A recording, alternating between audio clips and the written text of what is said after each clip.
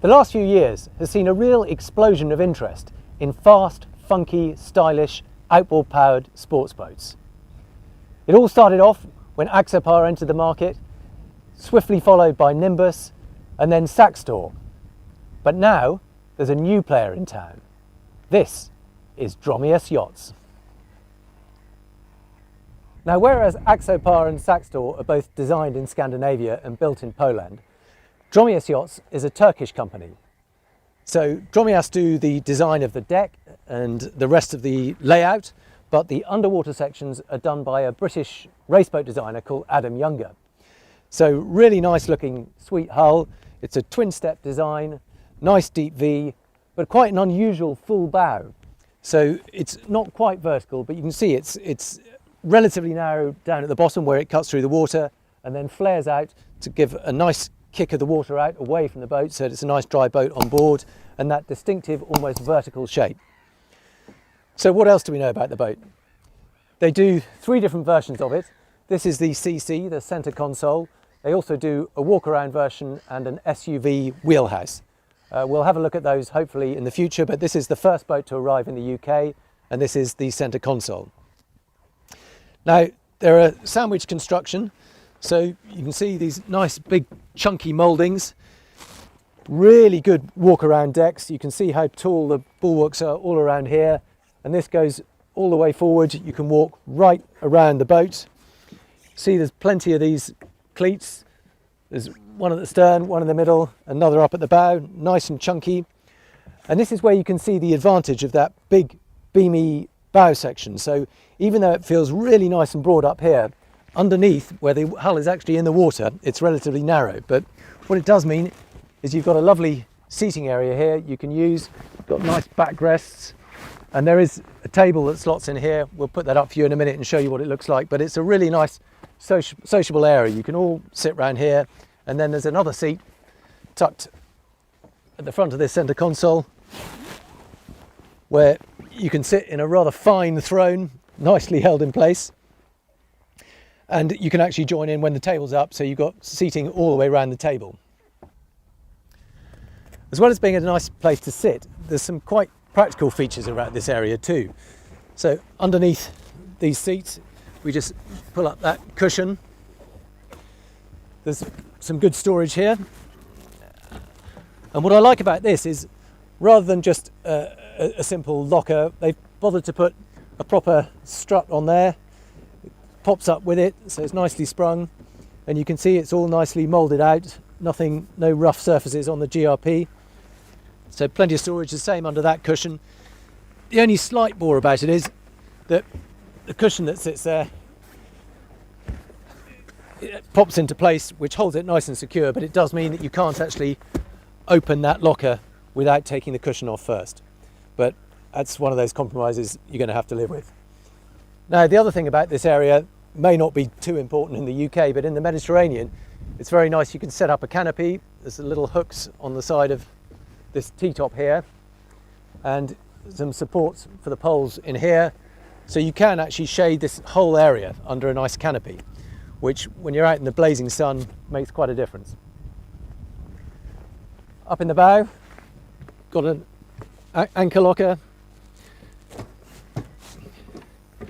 And this one is fitted with an electric windlass with a through hull anchor that sticks out through the bow. So again, nice, simple, neat design. All again on a nicely sprung locker. A little bit stiff, but that's probably just because it's a brand new boat. And these little black bow rails. I rather like the contrast between the glossy black bow rails and these stainless steel cleats. Now under here, lift that up. Again, on a couple of rams to just take the weight off it. There's actually a really decent sized heads compartment.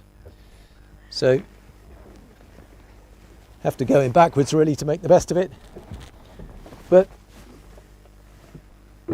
when you're in here, it's actually really nicely fitted out. You know, they've bothered to put some nice lining on the sides here. Got a little opening hatch. And then over on this side, so a couple of lockers. Really just gives access to most of the breaker switches actually, but there's a little bit of storage in there and then a bit more storage down this side. But it's just nice to actually fit it out with some proper wood locker doors rather than just leave it molded out. And you can see this is all sort of nicely smoothly finished. And there's lots of little access points. This isn't storage, but it just means you can get to things like the pumps, all the plumbing. There's plenty of access to everything. There is a nice handle there to bring it back down again. It's just a very nice, well thought out boat. Moving round into the cockpit itself, they very much left this as a multi-purpose style boat. So you can have all the seats folded away. I guess if you're into your fishing, that makes a lot of sense. It means you can get right up to the edge of the boat, cast your line over. You can see this particular boat is fitted with a load of rod holders up here. But it does mean then you've got good access to all these lockers. As you can see, there's multiple lockers all around this boat. That one goes down into the bilges for you so you can get to the bilge pump. And then underneath both sides, there's yet more lockers. I think this one is actually fitted out as a live bait well. So if you're really into your fishing, you can keep your live bait in there in a draining locker.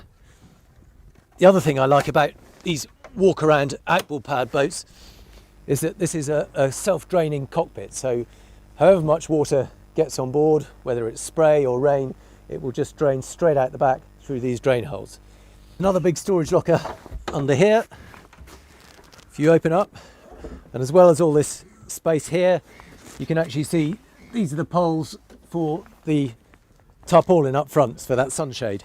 So you can see nice lightweight carbon fibre poles and a shade there, and then batteries either side. Now, as well as the seating all around here, you've got a built-in wet bar. Nice little sink here. This can be fitted out with a grill. And then underneath the wet bar, got a fridge on this side. I think you can have twin fridges, in fact, if you want. This one has just been left with a locker there, so another handy place to store kit.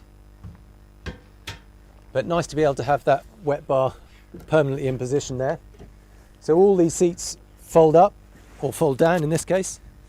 So that folds down from there. This one folds up, locks into place, and then one final one. And suddenly you've got a nice sociable seating area. You've got seats on all sides of the boat. These side seats feel a tiny bit flimsy to me. They're not the most secure. Could probably do with a little bit of a stronger base and perhaps a little bit more cushioning if possible. But it does mean you've got the option of having plenty of seating or using it as a bare open fishing boat style. And then finally, at the stern of the boat, we've got the optional tow bar here. You can see there's a hook there for your ski lines. In terms of engines, all outboard options, but you can have single or twins. I think the base engine is a 250 horsepower. We've got a 300 horsepower on board this. You can also have twins, I think up to twin 250s. So plenty of different power options. So that's pretty much a tour of the boat. Let's take it out onto the water, see how it drives. So the Dromeas, it's got an Adam Younger designed hull. It's got twin steps. It's a resin infused sandwich construction hull. So it should be nice and stiff, but not too heavy. For power, we've got a Yamaha 300 horsepower 4-stroke outboard, electronic throttle, and C-Star hydraulic steering. Now, first thing I've noticed is that it's a little bit tight between the seats and the helm. Got quite a long hub here that just brings the wheel very nice and close to you, which is fine when you want to be close to it, but it just means it's a little bit tight underneath when you're trying to steer quickly. Seats, we've got these nicely bolstered seats. Comes down, and then there's a little footstool underneath, which gives a nice raised perch, something to rest your feet on so they're not left dangling. And actually, if you have these two bolsters up, you get rather a nice little wedge effect, so you're nicely wedged in around your hips. But to drive it, I'm just going to pop it up again. I prefer to stand in these situations, and let's see how she goes. We're in gear, so quiet you can barely hear it. Put a bit of throttle on.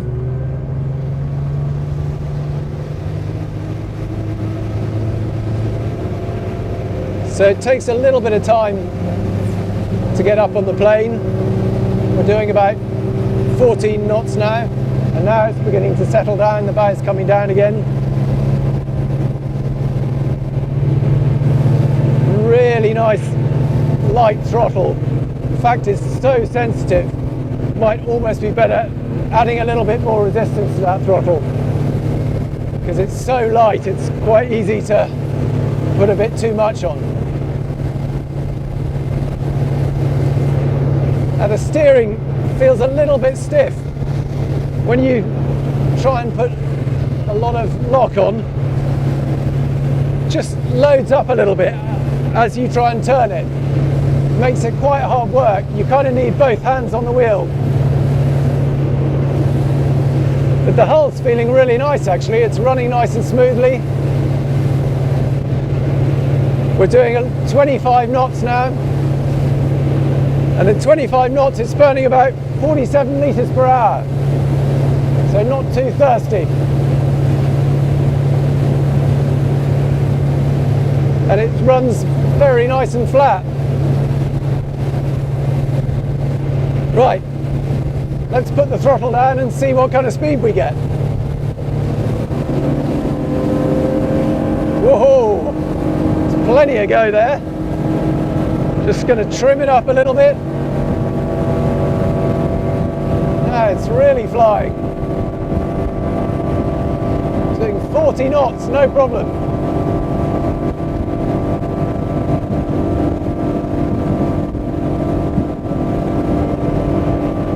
Knots and burning 102 litres per hour. Feeling pretty good.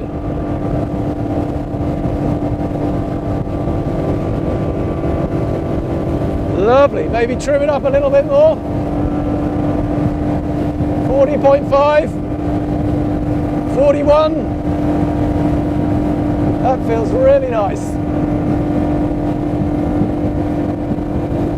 Just going to get into a little bit of space. Trim it back down again before we go into a turn. Right, let's try a nice turn.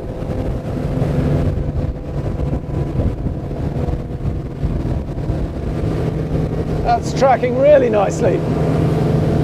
Just a little bit of cavitation starting to happen. Beautiful.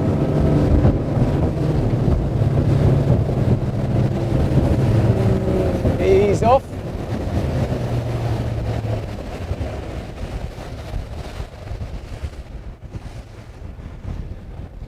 So that's really interesting to see, because now we're in the harbour, and at this time of year there is no speed limit in the harbour and the water's a little bit flatter, and it just behaves beautifully in these kind of conditions. It rides nice and softly. We have been out and taken it out in some much rougher stuff off Old Harry Rocks, where there's really quite a swell running and quite a lot of breeze. And actually it does ride well, but clearly we've got quite a big bow up front, reasonably beamy, but actually it doesn't slam a great deal. If you keep it nice and flat, it will ride nice and consistently and not too bouncy, not too bangy. And the other thing we've noticed is that it's actually a really nice dry boat. I think it helps at the helm right here. We've got this wraparound screen, and if you're sitting bang in the middle, you do get good protection. Not quite so good if you're out on the side. It doesn't quite cover you, so you get a little bit more spray and a little bit more wind coming round there. And it's also very nice having this hardtop. It's an optional hardtop, but it's really nice. It's sturdy, solid build, doesn't shake or move at all. And it just adds to the feeling of a nice, solid, secure boat. Helm nicely laid out. We've got a single chart plotter here in front of us. This one is fitted with a bow thruster. Probably not strictly necessary on a 28-foot boat, but very nice to have. It means you can at least control the bow if it gets blown away. Nice simple layout, all these little backlit switches, plenty of kit here. We've got navigation lights, anchor lights, dot lights, deck courtesy lights, underwater lights, navigation instruments, VHF, plenty of kit on board this boat. A couple of cup holders here, and this I rather like, a little secure glove box. Not huge, but nice to have somewhere dry to put your phone, sunglasses, and properly secure in there. So once they're in there, they stay there. They're not going to bounce out. Buying a boat is all about finding what's right for you and your own personal priorities. Some people, it's all about the driving experience. They want something fast, nimble, deep V. Other people want something that's all about leisure at anchor and having as much space as possible and as many gadgets and home comforts as you can. What I like about this boat is that it's a really nice balance between the two. You've got that twin-step Adam Younger hull that gives strong performance of 42, 43 knots, good efficiency. Okay, there's one or two little things about this first boat that need a little bit of tweaking. The trim tabs need to be set a little bit lower so they're a bit more effective.